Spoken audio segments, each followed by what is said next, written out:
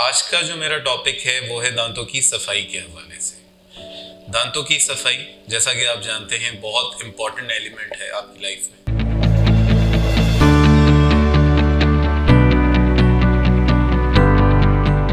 अस्सलाम वालेकुम, मेरा नाम डॉक्टर नूरुल आरफीन है।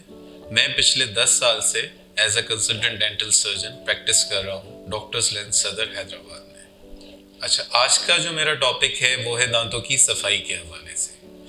दांतों की सफाई, जैसा कि आप जानते हैं, बहुत इंपॉर्टेंट एलिमेंट है आपकी लाइफ में और दांतों की साफ होना बहुत ज़रूरी है। अच्छा, दांतों की सफाई रेकमेंडेड है तकरीबन दिन में 2 मरतबा, एक सुबह में और एक रात में सोने से पहले। अच्छा, इसका फिर एडवांस वर्जन अगर मैं आपको बताऊं तो टीथ वाइटनिंग है। कुछ लोग जिनके दांत बुरी तरह से येलो होते हैं और सिगरेट या बहुत सारी चीज़ों की वजह से या बहुत सारे एलिमेंट्स होते हैं जिनकी वजह से उनके दांत प्योर येलो हो जाते हैं, तो फिर हम उसके लिए टीथ वाइटनिंग का सोचते हैं। और टीथ वाइटनिंग से पहले भी स्केलिंग पॉलिशिंग ज़रूरी होती है, दांतों की सफाई, और उसके बाद टीथ वाइटनिंग की जाती है।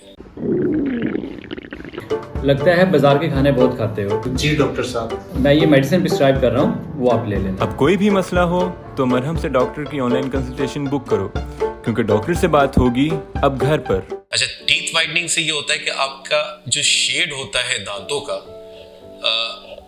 बहुत खिला खिला अच्छा सा हो जाता है, बहुत प्योर वाइट हो जाते हैं। और ये वाइटनिंग प्रोसीजर के बाद इसकी तकरीबन 2-3 सिटिंग्स में ये वाइटनिंग हो जाती है। अगेन वही बात है कि सीवियरिटी पे डिपेंड करता है, उस हिसाब से विजिट्स होते हैं इसमें।